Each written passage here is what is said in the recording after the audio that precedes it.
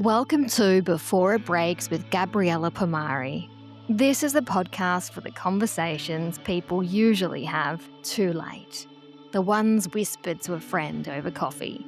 The ones typed into Google at midnight. The ones sent to the group chat with the words, "Am I being crazy or is this weird?" The ones that start as a feeling in your stomach long before there is proof on a phone. I'm Gabriella Pomari, family lawyer, author of The Collaborative Co-Parent. I'm a mum and I'm a co-parent. And this is the podcast where we talk honestly about modern relationships, marriage, separation, co-parenting, conflict, repair, rebuilding, and the quiet things that happen before a relationship breaks. This podcast is not about perfect families. It is about conscious ones. For the before, for the break, for the becoming. And before we begin, I do want to remind you that this podcast is for general information and education only. It's not therapy, and it's not advice about your specific relationship. Every relationship, every family, every person's circumstances is different. Now, today's episode is going to be a juicy one. And I know people say that all the time, but I mean it. Because this is the episode people are going to send to their friends and say, "Listen to this and tell me I'm not insane." We are talking about DMs. Yes, but not just DMs. We're talking about the person at work who suddenly knows more about your partner's life than you do. We're talking about the gym friend. We're talking about the running club, the conference, the work trip, the Friday drinks that were meant to be one drink and somehow became past midnight, and the ex who pops up every time you fight. The school parent who starts as a practical WhatsApp message and becomes the person your partner laughs with in the kitchen while you're standing there feeling like an intruder in your own life. The person outside the relationship who gets the exciting news first, the person who sees the outfit first, the person who hears the dream first, the person who gets the spark, the story, the little updates, the softness, the version of your partner you've been missing at home. And yeah, sometimes the evidence is in the phone, but the phone's not always the whole crime. Sometimes the phone is just the receipt. And that is what I want to talk about today. The moments before it broke, the little almosts, the technically nothing happened moments, the it was just drinks moments, the we're just friends moments, the why are you being so insecure moments, the I didn't tell you because I knew how you'd react moments, the he's from work, the she's just someone from the gym. Because sometimes the relationship doesn't end because of the affair. Sometimes it ends because of all the behavior that happened before anyone was brave enough to call it one. And honestly, this is why modern relationships are so confusing. Because people aren't only cheating in obvious ways, they're becoming available in subtle ways. They're not always leaving the house saying, "I'm going to betray my partner tonight." Sometimes they're just staying for one more drink or replying to one more message. Maybe they're going to the gym at a slightly different time or packing a nicer outfit for the work trip. Maybe they're sharing the exciting news with the person who will react in the way they want. Perhaps they're just waiting for someone to notice the story or asking a friend at work, "Do you think this is okay to wear?" Maybe they're sending a photo before they send it to their partner. Maybe they're taking the emotional energy out of the relationship and placing it somewhere else, bit by bit, until the person at home can feel the absence. That's the thing. People feel when energy moves. They may not exactly know where it's gone, but they can feel it leave. And that's often when the DMs start. Or the DMs I receive, Not always from people saying, "Hey, my partner had an affair." Often they're just saying, "Ugh, something feels off and I don't know if I'm allowed to care." And that sentence, honestly, it's heartbreaking. I do not know if I'm allowed to care. Because we live in this very strange time where everyone is supposed to be secure, evolved, unbothered, not jealous, not controlling, not insecure, not dramatic, but also somehow being expected to ignore the fact that their partner's emotionally glowing around someone else. So many people second guess themselves. They say, maybe I'm just insecure. Maybe this is normal. Maybe I don't understand work culture. Maybe I'm old fashioned. Maybe I'm making something out of nothing. And sometimes they are. Let's be fair. Sometimes a partner is insecure. Sometimes they are controlling. Sometimes they bring an old wound into a new situation. And sometimes they want to monitor every friendship, every message, every glance, every social plan. And that's not healthy. But sometimes, sometimes the person's not insecure. Sometimes they're picking up on a pattern that everyone else is pretending is harmless. So today I am going to open my inbox. Not real names, not identifying details, but the kinds of stories that people keep sending me.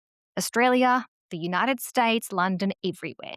Different cities, different accents, different kitchens, different marriages, but the same questions underneath. Is this normal? Or is it the beginning of the break? So let's start in Sydney. Now, a woman sends me a message and she said this.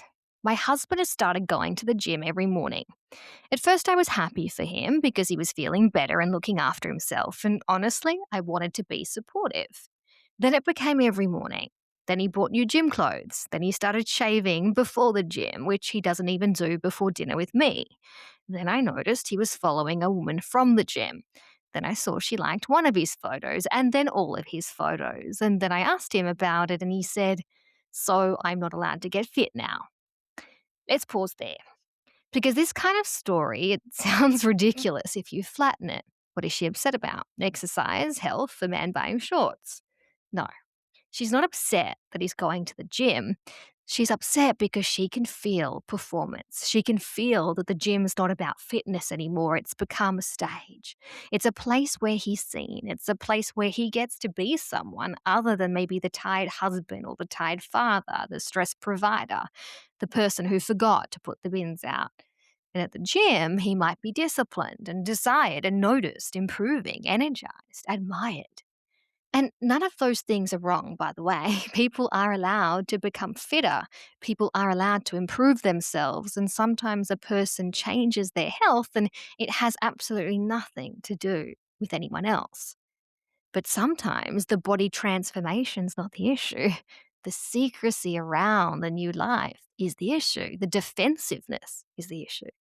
The fact that the person at home is not invited into the new energy is the issue. Because if your partner's becoming more alive somewhere else and more absent at home, well, they're going to feel that. And the line that always interests me is the defensive one. So I'm not allowed to get fit now. That's not an answer. That is a dodge.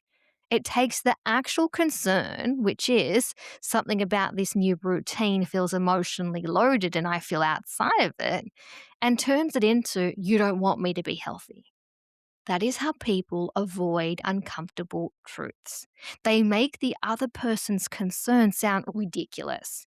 And suddenly the person who raised it is defending themselves instead of being heard. Next DM. Los Angeles.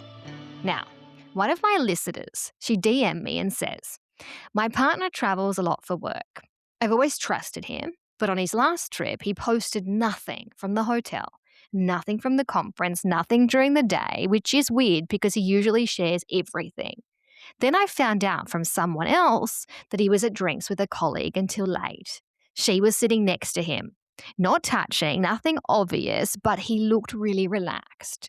He looked happier in that photo than he has looked with me in months. That one hurt because, again, there's no smoking gun, there's no kiss, there's no hotel room evidence, and there's no dramatic confession. There's just a photo where your partner looks more alive beside someone else than they have looked besides you. And if you've ever been in that position, you know how humiliating that can feel. And it's not always jealousy. I mean, sometimes it's grief. You're looking at a version of them that you might recognize and really miss. I mean, the version who laughs easily, the version who leans in, the version who's interested, the version who's not sighing at you and scrolling beside you, half listening, distracted, exhausted, irritated, unavailable. And here they are in a bar in another city glowing. with someone from work. And that is why work travel can be so complicated, because travel creates a bubble.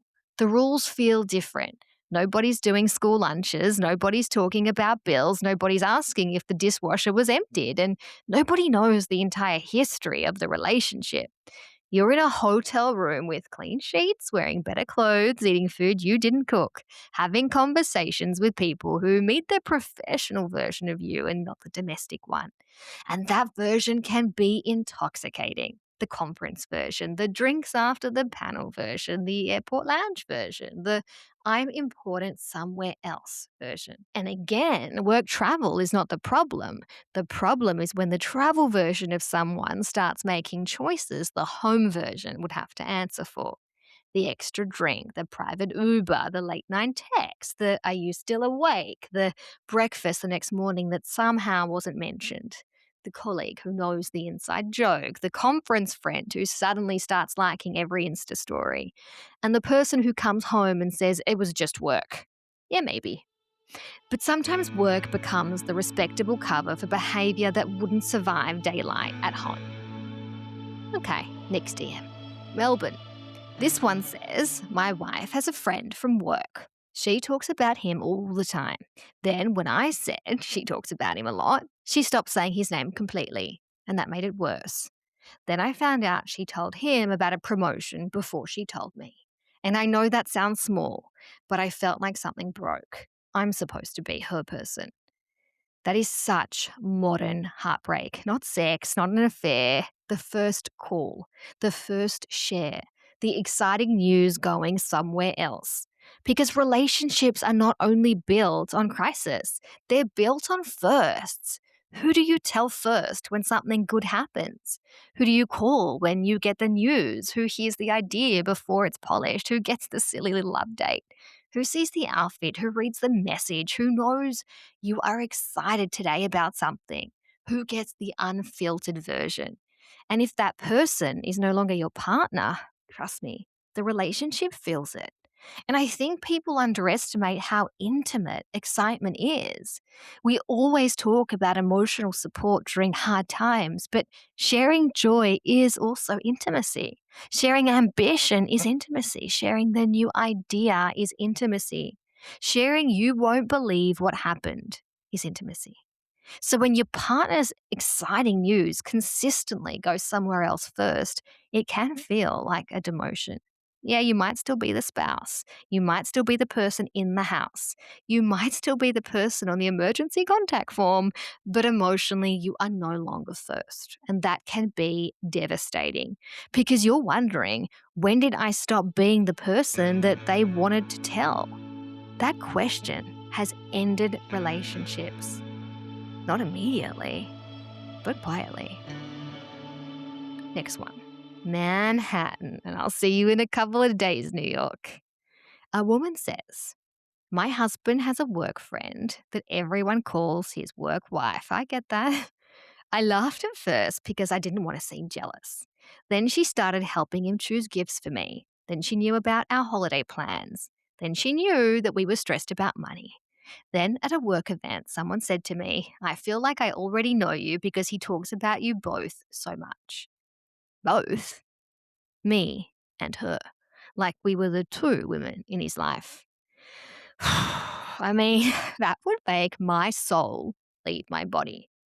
The work wife dynamic can be funny until it's just not. And it becomes not funny when the joke starts telling the truth. Because some people have a work spouse who is basically just a colleague they complain about meetings with. Fine. But sometimes the work wife or the work husband is an emotional partner in disguise. They know the coffee order, they know the moods, they know the stress, they get the quick replies. They get the daytime affection, the jokes, the you'd understand look. And the actual partner is expected to be cool about it because no one wants to be the jealous one. But let's be honest. If someone at work is getting the emotional intimacy, humor, responsiveness, and presence that has disappeared from the relationship at home, that is going to hurt. And the line that always comes up is, but nothing happened. Yeah, maybe nothing physical happened, but something relational may have happened, a transfer, a shift. shift and emotional outsourcing. And sometimes that is what your partner is reacting to. They're not saying, hey, you've slept with them. They're saying, you're giving them something that used to be ours. All right, Brisbane. A woman says he goes to drinks with the same group after work every Friday. I never cared because everyone needs friends. But lately, there's one woman who is always there. He says it's a group, not one on one, but somehow she's always in the group. And if I ask who's going, he says the usual people. And if I ask if she's going, he says, why are you obsessed with her? That is such a red flag phrase, isn't it? Why are you obsessed with her? No one was obsessed with her until you started being weird about her. That is the thing. Sometimes it's not the person outside of the relationship who creates suspicion. It's the way your partner behaves when you ask. And if it's truly nothing, why does the room change when the name comes up? Why do they become irritated? Why do they suddenly talk in categories instead of specifics? People from work, just the team, the usual group, everyone. Who's everyone? Because sometimes vagueness is not accidental. Sometimes vagueness is how people avoid lying while still preventing clarity. And drinks are interesting because they sit in a very socially acceptable grey zone. It's normal to go for drinks. It's normal to have colleagues. It's normal to decompress.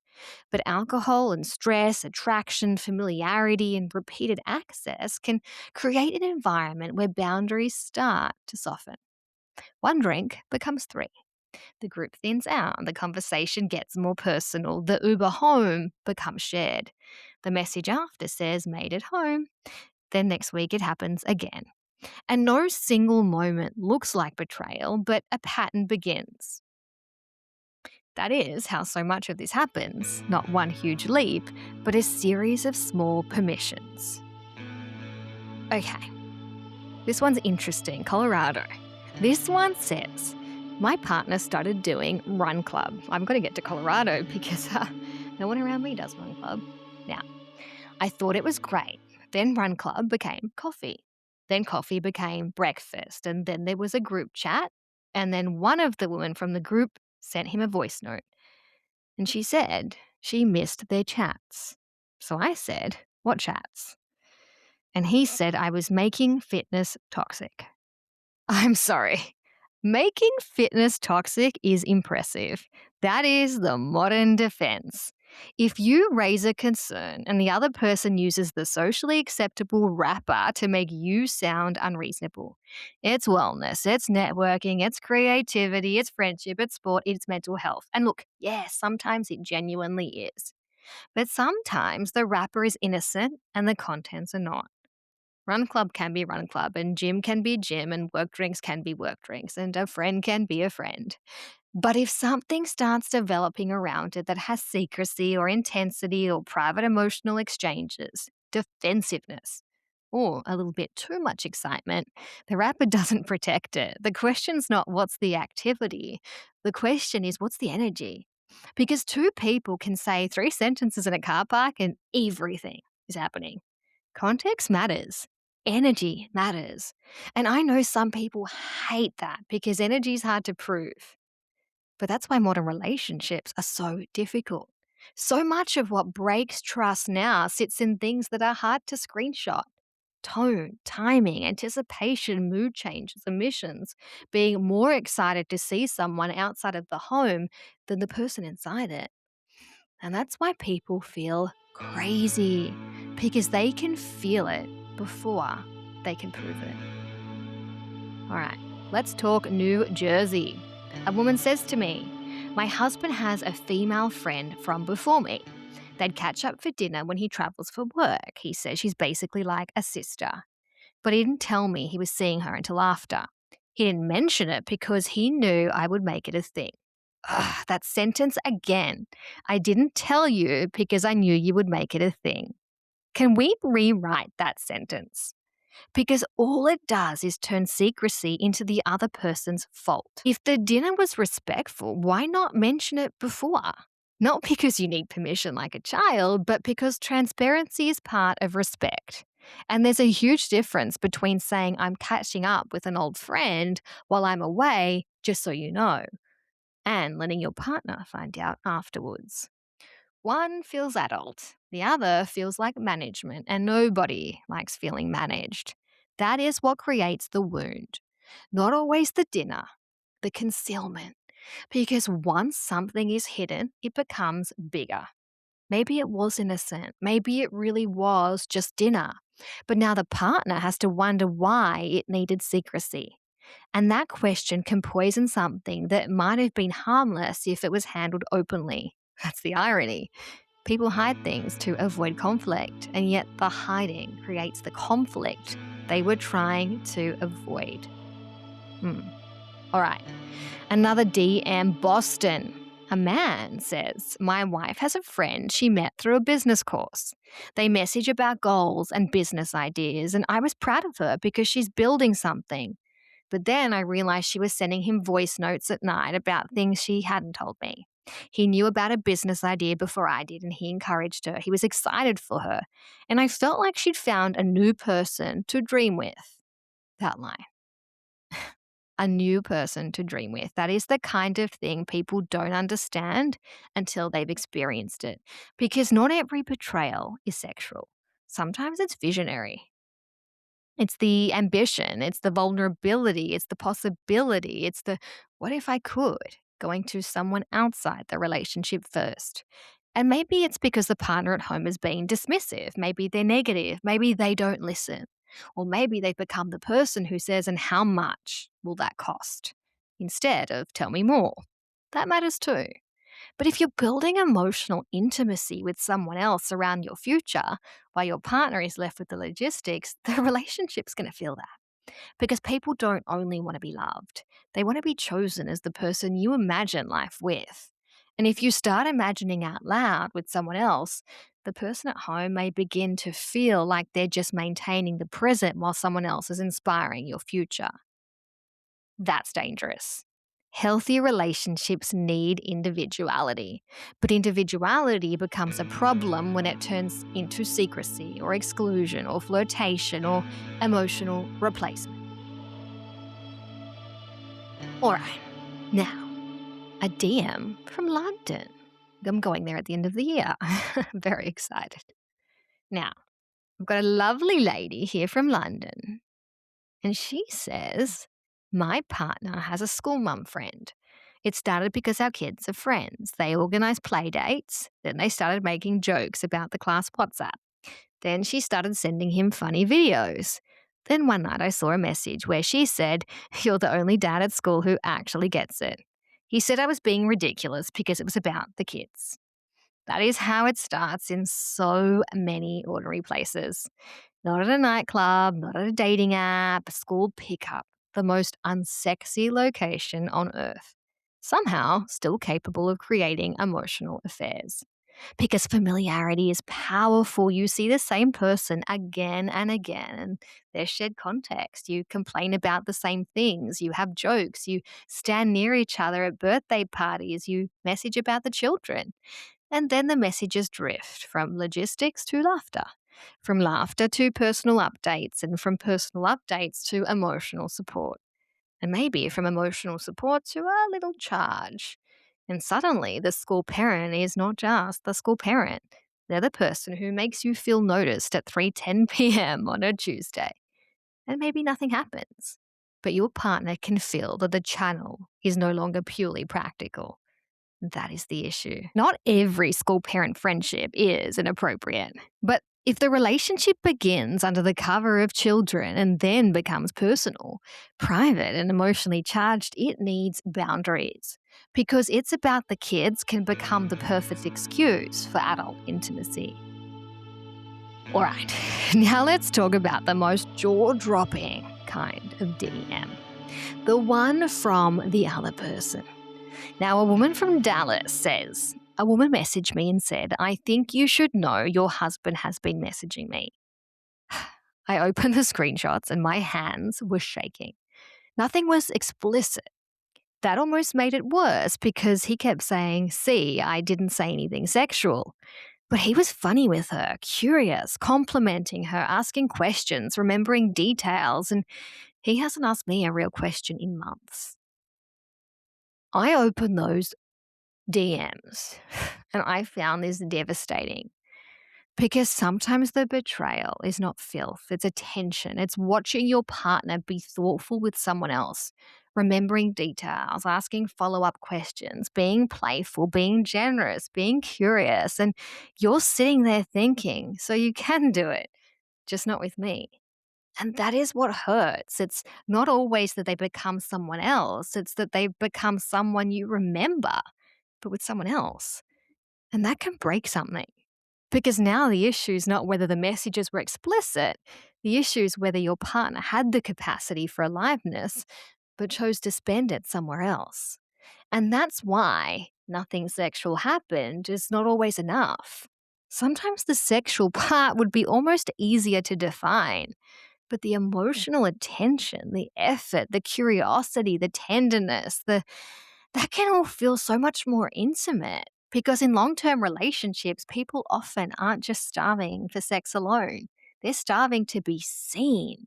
And if they discover that the seeing has been going somewhere else, I think it hurts in a very particular way. Now, I want to ask the question everyone wants answered. Is this cheating? The gym friend, the work drinks, the emotional voice notes, the secret dinner, the school parent, the work wife, the DM, the ex, the travel colleague. Is it cheating? Yeah, sometimes, maybe, and sometimes no. But I actually think that that question is too small because people often use is it cheating as a way to avoid the more honest question. Is it disloyal? Is it humiliating? Is it secretive? Is it intimate in a way that belongs inside the relationship? Is it making your partner look foolish? Is it creating a private world? Is it something you would stop doing if your partner could see the whole thing?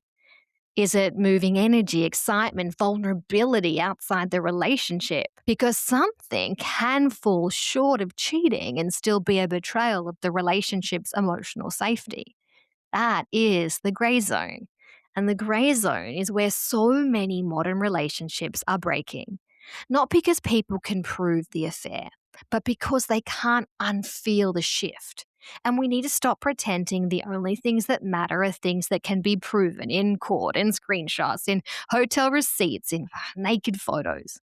A lot of relationship damage happens before there's evidence. It's in the repeated choice to turn away. It's in the omission. It's in the energy. It's in the moment you choose to tell someone else first. It's in the private drink, in the late reply, in the fact that you're more careful with someone outside the relationship than you are with the person inside it. And that matters. Now, I want to speak to the person who is listening to this and thinking, okay, but am I allowed to have a life? Yes, absolutely. Please have a life. This episode is not an argument for becoming suspicious or isolated, controlling, or paranoid. Healthy relationships need individuality. You should have friends. You should go to the gym. You should travel for work, for individuality, for independence. A relationship cannot be healthy if it requires you to shrink your world down to one person. That's not love, that's containment. But having a life is different from having a secret life.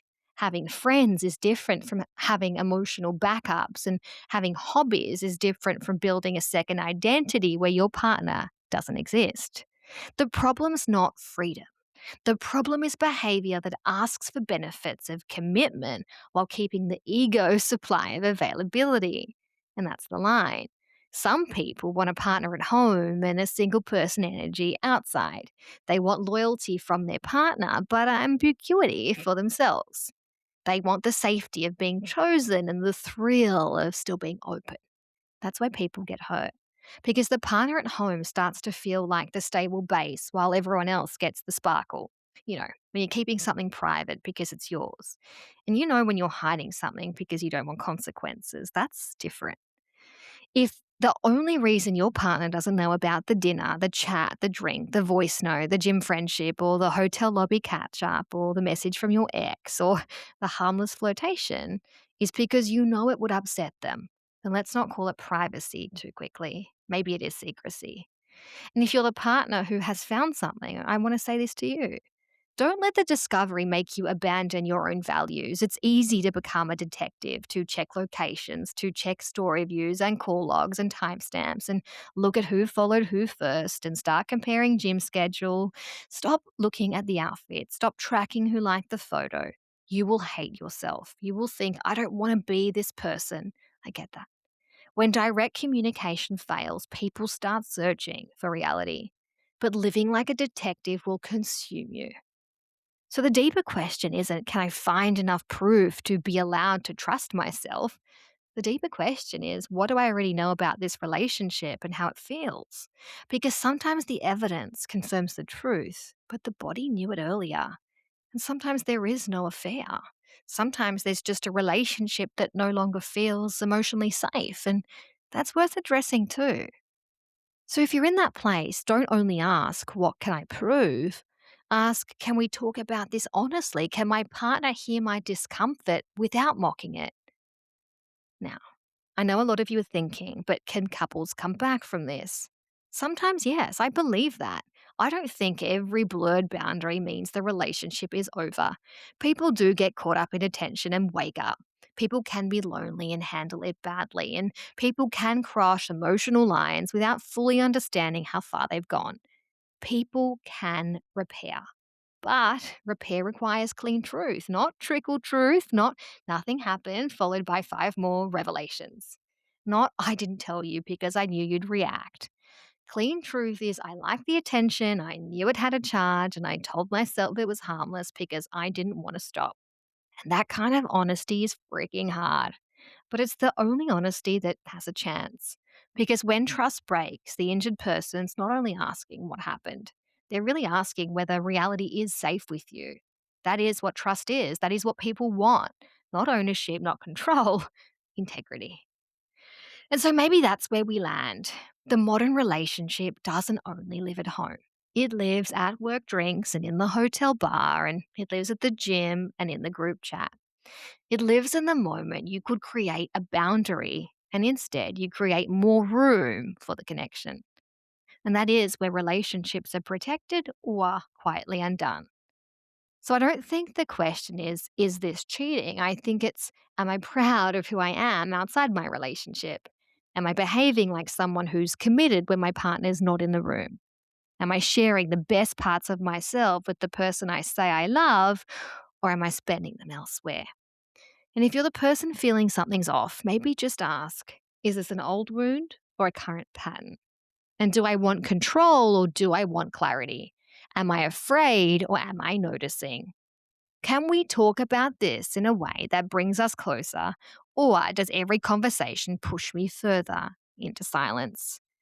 Because before it breaks, there is usually a moment when someone could tell the truth, a moment where someone could set a boundary, a moment where someone could say, this connection is becoming something I need to look at.